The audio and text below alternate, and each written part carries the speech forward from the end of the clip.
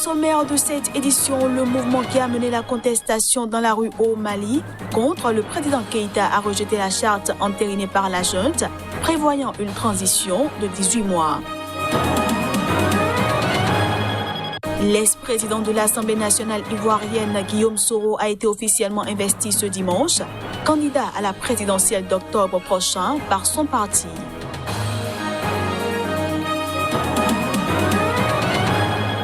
Et puis, en réponse au mouvement contre le viol et les violences sexuelles qui avait émergé au mois de juin au Nigeria, l'État de Kaduna a adopté une loi prévoyant la stérilisation des violeurs. Ravi de vous retrouver en ce premier jour de la semaine. À toutes et à tous, bienvenue. En île Maurice, ce week-end, des dizaines de milliers de personnes ont à nouveau manifesté contre le gouvernement.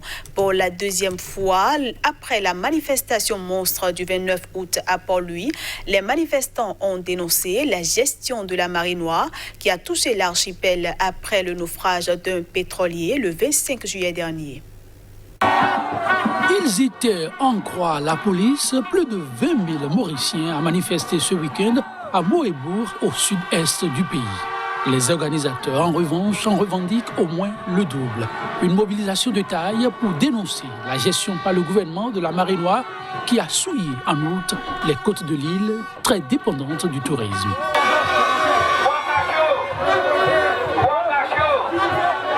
Doit partir, scandent les manifestants en référence au Premier ministre mauricien.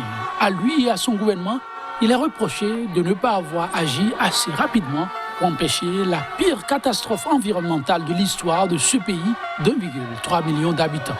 Cette nouvelle marche citoyenne fait écho à celle du 29 août dernier dans la capitale, une marche d'une ampleur exceptionnelle dans le pays, mais qui n'a pas fait bouger le Premier ministre au pouvoir depuis 2017. Pour sa part, il juge n'avoir commis aucune erreur et refuse de présenter des excuses. Officiellement, une enquête sur le naufrage est toujours en cours et l'affréteur japonais a dit contribuer aux opérations de nettoyage à hauteur de 8 millions d'euros.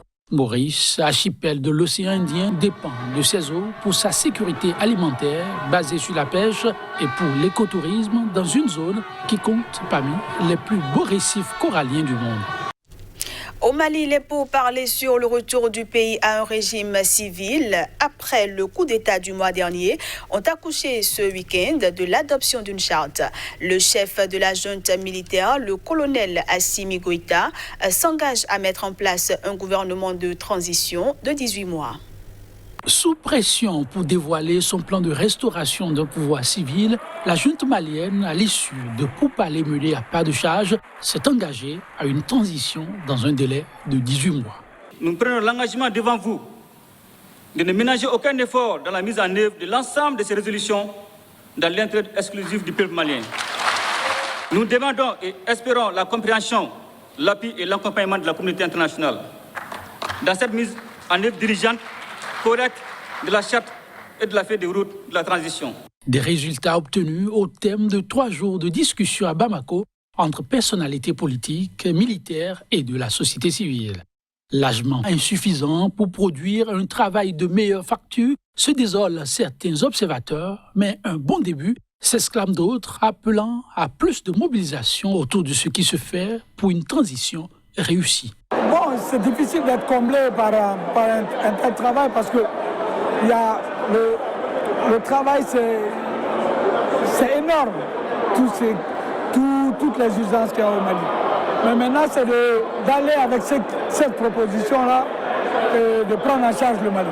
Mais quel accueil la CEDEAO réservera-t-elle à la nouvelle charte ? Des responsables de la junte devraient aller à la rencontre des chefs d'État et de gouvernement de la CEDEAO prévue pour se tenir mardi à Accra, la capitale ghanéenne. Il faut dire que cette charte entérinée par la junte prévoyant une transition de 18 mois a été rejetée par le mouvement qui a mené la contestation dans la rue au Mali contre le président Ibrahim Boubacar Keïta, renversé par un putsch.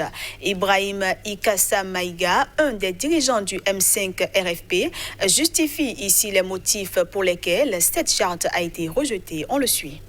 Le M5RFP ne se reconnaît pas dans le rapport dont la synthèse a été lue en plénière parce que justement le contenu n'a pas été débattu en plénière comme prévu justement dans l'ordre du jour. C'est bien déplorable parce qu'il y a beaucoup de points d'observation qui ont été faits, commentés dans les travaux de groupe et que les rapports de groupe avaient fait ressortir, mais seulement quand la restitution a été faite en plénière, et justement, on n'a pas senti cela. Il s'agit notamment du profil du président de la transition qui doit être une personnalité civile et non militaire puisque ça nous soumettrait aux sanctions de la communauté internationale, donc de la CEDEAO, mais et aux modalités de désignation de ce président. Et nous avons entendu que ce serait par un collège alors que cet aspect n'a jamais été débattu en plénière. Je l'annonçais en titre, en Côte d'Ivoire, Guillaume Soro a été officiellement investi candidat à l'élection présidentielle d'octobre prochain par son mouvement Génération et Peuple Solidaire.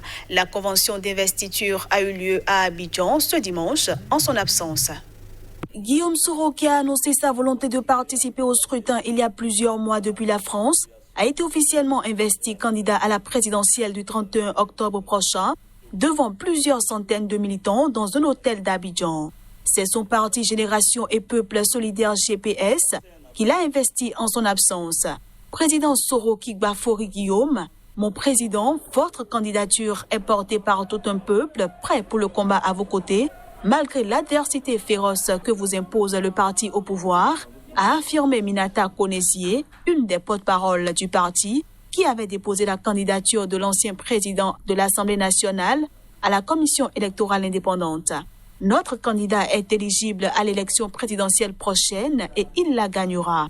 Fédérons nos énergies et nos actions pour imposer l'alternance démocratique dans un pays démocratique et prospère avec le président Soro, a-t-elle conclu. Ancien chef rebelle et ex-premier ministre, Guillaume Soro a été condamné en Côte d'Ivoire en avril 2020 à 20 ans de prison pour un seul de détournement de deniers publics. De sources judiciaires, il y a peu de chances que le Conseil constitutionnel valide sa candidature alors que la justice l'a déjà radié des listes électorales pour ce motif. Il fait aussi l'objet d'une procédure judiciaire pour tentative d'insurrection dans laquelle plusieurs de ses proches sont emprisonnés. Le Conseil constitutionnel, qui a 15 jours pour publier la liste des candidatures validées, devrait donner sa réponse cette semaine.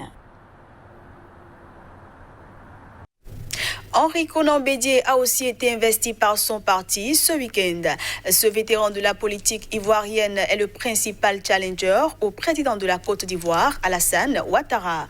Il a appelé toute l'opposition à soutenir sa candidature. C'est à Yamoussoukro, capitale de la Côte d'Ivoire, que s'est tenue la cérémonie d'investiture de l'ancien président Henri Konan Bédié.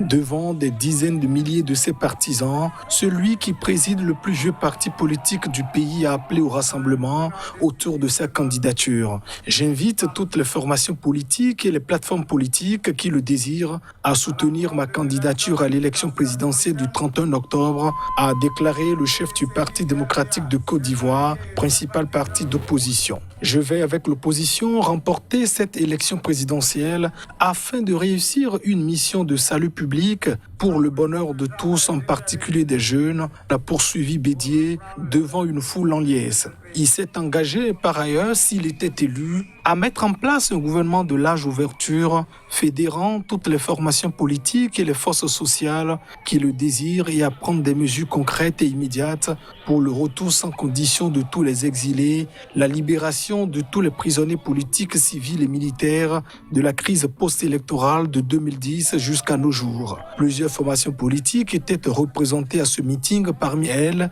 les membres du Front populaire ivoirien de l'ex-président Laurent Gbagbo et de Génération et Peuple Solidaire, GPS, de l'ancien Premier ministre Guillaume Soro. Ces deux poids lourds qui sont à l'étranger ont vu des proches déposer leurs candidatures respectives à la présidence. Le premier tour du scrutin se tiendra le 31 octobre prochain. Au centre du Nigeria, les législateurs de l'État de Kaduna ont approuvé la stérilisation chirurgicale comme sanction pour les personnes reconnues coupables de viol. Cette loi prévoit aussi l'application de la peine capitale dans les affaires de pédophilie. Le Nigeria a connu une forte augmentation des cas de viol et de violences domestiques contre les femmes pendant le confinement dû à la pandémie du nouveau coronavirus. Selon le chef de la police nationale, de janvier à mai 2020, environ 717 viols ont été signalés dans tout le pays et 799 suspects ont été arrêtés.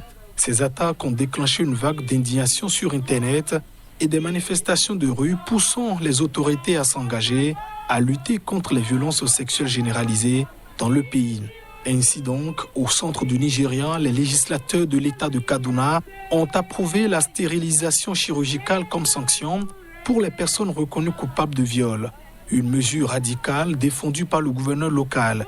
Désormais, toute personne reconnue coupable de viol dans cette région encourt la stérilisation, et ce, quel que soit l'âge de la victime ou le genre de l'agresseur. Ce point de vue est pourtant largement controversé sur le plan médico-légal. La nouvelle loi prévoit aussi l'application de la peine capitale pour les affaires de pédophilie. Mais pour qu'une telle sanction soit appliquée un jour, il faudrait d'abord que les victimes portent plainte et que leurs agresseurs soient arrêtés et condamnés, ce qui n'arrive jamais presque.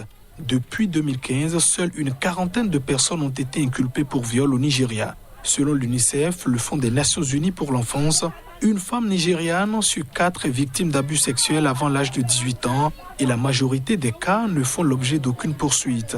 En 2019, le pays a lancé son premier registre national des délinquants sexuels, ce qui est considéré comme une étape importante dans la lutte contre les abus. Et puis, hors du continent africain au Japon, Yoshihide Suga a remporté avec une immense majorité l'élection interne du Parti libéral-démocrate PLD au pouvoir. Il succède ainsi à Shinzo Abe, ce qui lui ouvre grand l'accès à la fonction de Premier ministre.